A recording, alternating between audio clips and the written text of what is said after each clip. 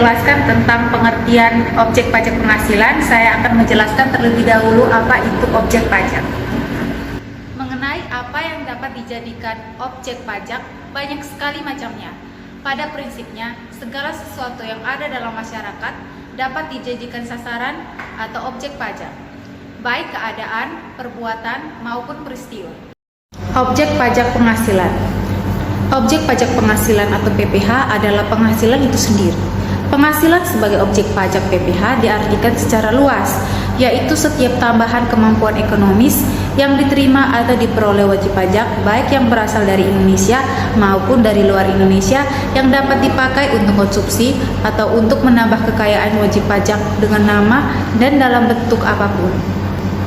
Menurut ketentuan Undang-Undang Nomor 7 Tahun 1983 yang telah diperbarui oleh Undang-Undang Nomor 36 Tahun 2008 Pasal 4 Ayat 1 yang termasuk dalam penghasilan adalah 1. Penggantian atau imbalan berkenaan dengan pekerjaan atau jasa yang diterima atau diperoleh termasuk gaji, upah, tunjangan, honorarium, komisi, bonus, gratifikasi, uang pensiun, atau imbalan dalam bentuk lainnya kecuali dibentukkan lain dalam undang-undang ini.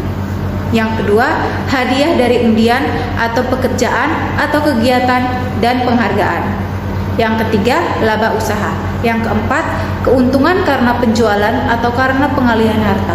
Yang kelima, penerimaan kembali pembayaran pajak yang telah dibebankan sebagai biaya dan pembayaran tambahan pengembalian pajak. Yang kelima, bunga termasuk premium, diskonto, dan imbalan karena jaminan pengembalian utang. Yang keenam, dividen. Dengan nama dalam bentuk apapun, termasuk dividen dari asuransi kepada pemegang polis dan pembagian sisa hasil usaha koperasi. Yang tidak termasuk sebagai objek pajak penghasilan. Yang pertama, bantuan sumbangan serta harta hibahan. Yang kedua, warisan. Yang ketiga, harta termasuk setoran tunai yang diterima oleh badan. Yang keempat, penggantian atau imbalan.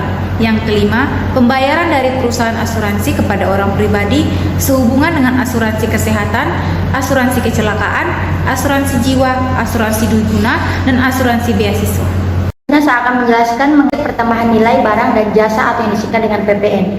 Pengertian dari pertambahan nilai barang dan jasa atau PPN adalah pajak yang dikenakan pada tiap transaksi pembelian produk dalam negeri, entah itu barang maupun jasa, oleh wajib pajak perorangan, badan maupun pemerintah. Sederhananya, pajak pertambahan nilai atau yang disingkat dengan PPN adalah pajak yang dibayar atas penjualan barang atau jasa. Jadi secara data statistik, pelaku pembayaran pemungutan pajak ini adalah wajib pajak, badan atau sering disebut dengan PKP, pengusaha kena pajak. Setiap pihak dalam rantai pasok mulai dari produsen, grosir, dan pengecer bertindak sebagai pemungut PPN. Mereka pemungut PPN dari pelanggan mereka dan memasukkan PPN tersebut ke dalam penyetoran PPN ke pajak pusat. Akan menjelaskan mengenai objek pertambahan nilai barang atau jasa atau biasa disingkat dengan PPN. PPN adalah barang atau jasa kena pajak yang dikenakan pungutan PPN. Jadi pada dasarnya semua produk, baik itu produk barang maupun jasa, termasuk ke dalam objek PPN. Namun dikarenakan kondisi ekonomi dan sosial masing-masing PKP, maka ada beberapa pertimbangan sehingga tidak semua barang dan jasa dikenakan PPN. Secara garis besar terdapat dua jenis objek PPN. Di antaranya pertama, barang kena pajak atau yang disingkat dengan BKP. BKP merupakan barang fisik, entah itu barang bergerak maupun barang tidak bergerak, serta barang tidak berwujud fisik yang termaksud dalam objek PPN. Adapun contoh barang berwujud fisik yang dikenakan PPN antara lain motor, mobil, alat kesehatan, alat elektronik, rumah, dan lain-lain. Sementara itu, contoh yang tidak berwujud fisik yang tergolong sebagai objek PPN, misalnya hak paten, merek dagang, hak cipta, dan lain sebagainya. Yang kedua yaitu jasa kena pajak atau yang disingkat dengan JKP. Yang dimaksud dengan jasa kena pajak adalah setiap kegiatan berbasis pelayanan yang mengakibatkan suatu produk, fasilitas, atau hak tersedia untuk digunakan atau dikonsumsi. Yang ketiga merupakan pajak penjualan atas barang mewah atau PPNBM. PPNBM merupakan pajak yang dikenakan atas barang kena pajak atau BKP yang mewah. Adanya PPNBM ini bertujuan untuk menciptakan keseimbangan beban pajak antara konsumen yang memiliki penghasilan tinggi dengan konsumen yang memiliki penghasilan rendah. Selain itu, PPNBM juga bertujuan untuk mengendalikan konsumen atas BKP mewah dan memberikan perlindungan kepada pengusaha lokal dan memasarkan dagangnya. Yang berikut objek pengenaan pajak penjualan atas barang mewah atau PPNBM. Yang dimaksud dengan barang kena pajak yang tergolong mewah adalah yang pertama, barang tersebut bukan merupakan barang kebutuhan pokok. Yang kedua, barang tersebut dikonsumsi oleh masyarakat tertentu. Yang ketiga, pada umumnya barang tersebut dikonsumsi oleh masyarakat berpenghasilan tinggi. Yang keempat, barang tersebut dikonsumsi untuk menunjukkan status. Dan yang kelima, apabila dikonsumsi dapat merusak kesehatan dan moral masyarakat serta mengganggu ketertiban masyarakat. Berdasarkan pasal 5 ayat 1 Undang-Undang PPN, pajak penjualan atas barang mewah dikenakan terhadap beberapa barang berikut. Yang pertama, penyerahan barang kena pajak atau BKP yang tergolong mewah yang dilakukan oleh pengusaha yang menghasilkan BKP yang tergolong mewah di dalam daerah Bapean dalam kegiatan usaha atau pekerjaannya. Yang kedua, impor barang kena pajak yang tergolong mewah. Pengertian pajak bumi dan bangunan. Pajak bumi dan bangunan adalah pajak yang dikenakan atas bumi dan atau bangunan. Secara konseptual, PBB dikenakan sehubung dengan hak atas bumi, kepemilikan dan atau pemanfaatan atas bumi dan penguasaan dan atau perolehan manfaat atas bangunan. Objek pajak bumi dan bangunan. Pengertian objek pajak bumi dan bangunan.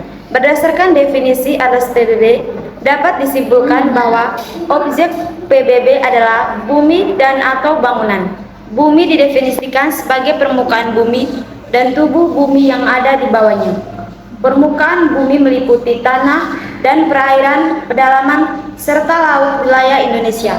Sementara itu, bangunan ini adalah konstruksi teknik yang ditanam atau didekatkan secara tetap pada tanah dan perairan.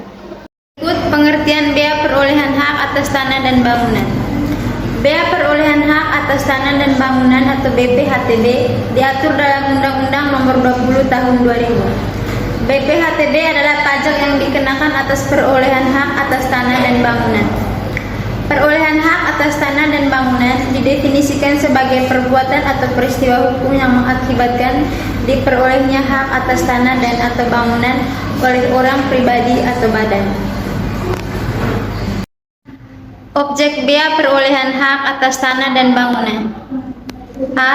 Pengertian objek bea perolehan hak atas tanah dan bangunan.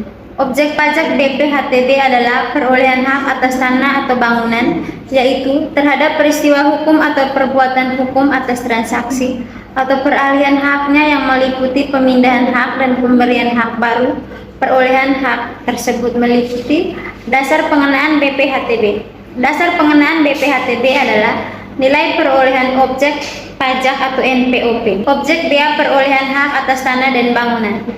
Objek yang dikenakan BPHTB adalah perolehan hak atas tanah dan atau bangunan. Perolehan hak atas tanah dan atau bangunan meliputi 1. Pemindahan hak, karena yang pertama jual beli, yang kedua tukar menukar, yang ketiga hibah, yang keempat hibah wasiat, yang kelima waris, yang keenam pemasukan dalam perolehan atau badan hukum lainnya. Yang kedua pemisahan hak yang mengakibatkan peralihan, yang ketiga penunjukan pembeli dalam lelang, yang keempat pelaksanaan putusan hakim yang mempunyai kekuatan hukum tetap, yang keenam penggabungan usaha, yang ketujuh pemekaran usaha, yang kedelapan hadiah. 2. Pemberian hak baru karena 1. Kelanjutan pelepasan hak, 2. Di luar pelepasan hak.